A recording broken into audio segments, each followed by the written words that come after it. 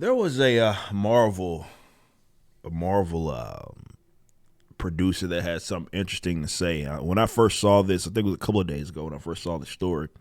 I was like, man, I can't wait to be able to, not be buried in the warehouse so I can finally talk about this stuff. And now that we're, back in my creative space, I can chime in on this because this really ties into even what my company is and what it's doing. Okay. Now y'all know how I feel about comic book movies these days. It's not a secret. Comic books, actual comic books as well, but especially comic book media. And I talk about needless changes, not changes that are there because they make sense in order to have this story or character be able to translate to the big screen from the books. These are changes that are just there just to be there, often as a ego stroke of whoever, producer, writer, director, or whatever, because of course they know more than what the actual supporters or general customers know. And the benefit that some of these companies have, well, let's say Marvel and DC and their movies, when a lot of these changes happen, if definitely now that comic books movies are in, let's say that, or shows are in, and people are at least going to give it the time of day, even if it sucks, it's because they don't have really a frame of reference. They like the idea of a lot of this stuff, but they don't really have a frame of reference as far as some of the supporters. And this is why if you read some of this stuff, you're like, well, this doesn't make sense for this character. It's falling upon deaf ears because, first of all, the producers and creators don't care about it enough. But a lot of who they appeal to are not into this stuff because they're actually into it. They're into it because it's in. So they don't have a frame of reference, never bought a book in their life, let alone watch the show based upon these characters. So when you don't have that, that's not a knock, right? That's not of any disrespect. I'm just saying, when you don't know something, then you don't know. And if there's a change and you don't even understand this character or recognize it, you're not going to have much problem with the actual change. But this is what it says. I'm going to read this from Bounding into Comics, right?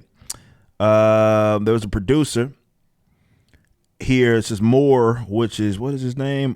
Nate Moore, a Marvel producer, whose career has seen himself serve as the producers for Marvel Cinematic Universe entries. You had Captain America, Civil War, Falcon and Winter Soldier, and most recently Black Panther. He was a producer on there. And he shared his insight on Marvel Studios' hiring philosophy during an appearance on November 16th episode of The Ringer. Ringer's The Town podcast, what it is. And he said, speaking to host Matthew Baloney about his general experience from the Disney subsidiary, Moore was eventually asked if there was some kind of Marvel boot camp or something that you do with these filmmakers to integrate them, them into the world that, this world, and knowing all the things that they need to know. To which producer confirmed, not really. Okay, so there is no Marvel boot camp. He was like, nah, not really. Noting that some Marvel writers grew up reading and collecting comics, such as Avengers Endgame co-director Joe Russo and Black Panther director Ryan Coogler. I don't believe actually any of that. Moore, that's neither here nor there though, to be fair. Moore told Baloney, one thing I think is interesting, and specifically for writers, I would say, is that a lot of times we're pitched writers who love Marvel, and to me, that's a red flag. I don't want you to already have a pre-existing idea of what it is because you grew up with the comics and that's what you want to recreate. I want someone who's going to be hard on the material, who can go, what is this? I think there's a movie here, but maybe we should be looking at it this way. Okay. That tells me everything that I need to know. And it's funny because that term, like as it says right here, where is it at? It says pre-existing. Like I've used that exact term when referencing folks that don't have a frame of reference. And if you go into something having known of what it was about, let's say if it came from like a book or you understand the source material or whatever, then your experience with something that's a bastardization of it is it's not going to be good. It's not going to generally be well. Some people can ignore it. Some people prefer to ignore it, whatever. But it's you can advance whatever cause it is that you have when you specifically don't have a frame of reference. So when an actual producer with Marvel, and what level of him being a producer it is, I mean, if he's flat saying that there was no boot camp, and he's saying that's a red flag. This isn't unlike even what what's his name, who's doing all that DC stuff. Was it James Gunn that said this about John Cena when he was playing Peacemaker or whatever, and he specifically told him don't read the comics. That's what John Cena said because he didn't want him to have a frame of reference. And it's how you feel about that movie, or excuse me, that show or whatever, is irrelevant to me. It just affirms everything it is that I've said time and time again, and that they don't care about the source material, and that gets in the way. And there's going to come a point in time. This is the thing. Right, with comic book related material, and this doesn't matter if it's a show, book, movie, whatever it is, if it's based off of comic book characters, at some point it ain't gonna be in. It comes in waves. It's happened historically, where it'll be the it thing, and people move on to something else. Who knows what's gonna be the end genre? It's gonna be the next end thing is westerns or something. I don't know. Whatever it is, they'll move on to that. And the normies will move on to that, and the people that are gonna be left to deal with these ashes are going to be the folks that actually are into this stuff and like this stuff, right? But right now it's in. They're gonna run this thing into the ground, and I don't think it's like necessarily purposefully or purposely. It's more of, well, they don't know any better. They don't care.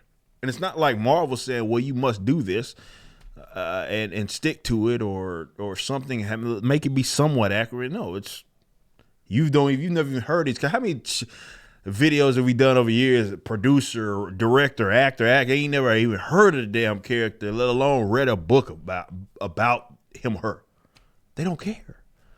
And you can start to see that, right? As people start to say, even the shields hold their nose and start to see some of this material, and they're like, all right, man, it really ain't that good. It ain't been that good for a long time. You just finally getting around. But dudes, it's only downhill from here. They're too committed. And all the people that got in on these deals, seems something that's so blatantly obvious, right? Rippaverse, Isom movie, let's say is in the works. I'm not saying that it is. Don't be starting no rumors. I'm just saying, I'd be a fool. Let's say if 5 years from now, 10 years now, we got mountains of source material, right? And we're casting, or we're doing everything. We're trying to get some more writers to help kind of with it, which really all you need to know, all you're doing as a writer per se, is trying to get this to translate well on screen. The story's already wrote for you, right? You have the outline. It's right there, the blueprint. It's there. But if someone's like, yeah, I don't know anything about this, why? I don't care how talented you are. You have no frame of reference. We're not doing something brand spanking new. We're doing something that is based on something that already exists. And I think it's a slap in the face to the customers that have been fans for this work for so long. For someone to come in having not done jack diddly. A lot of these people as writers of other material ain't got it like that. And then they bring them in because of whatever party favors, whatever it is, I don't know. And then they bring them in, and then they go do something goofy, and they don't know nothing from nothing. And you just bring them, the producers are like, yeah, this is how we want it. Because we just want you to look at it, I don't know, it's like organic. Like, nah, bro, this is bad material. It's wrote for an audience that doesn't exist. Or, let me say it exists. It's just how long is that sustainable? You're starting to see maybe it's not sustainable at all. But for me, just as a business owner and as a guy that's creating material, I think for you to have, there's fans, there's talented people. Let me say this, definitely Marvel and DC. There's no excuse for them to be in the situation that they're in right now, where it's stale, it's either bad or stale at minimum is what you have to concede.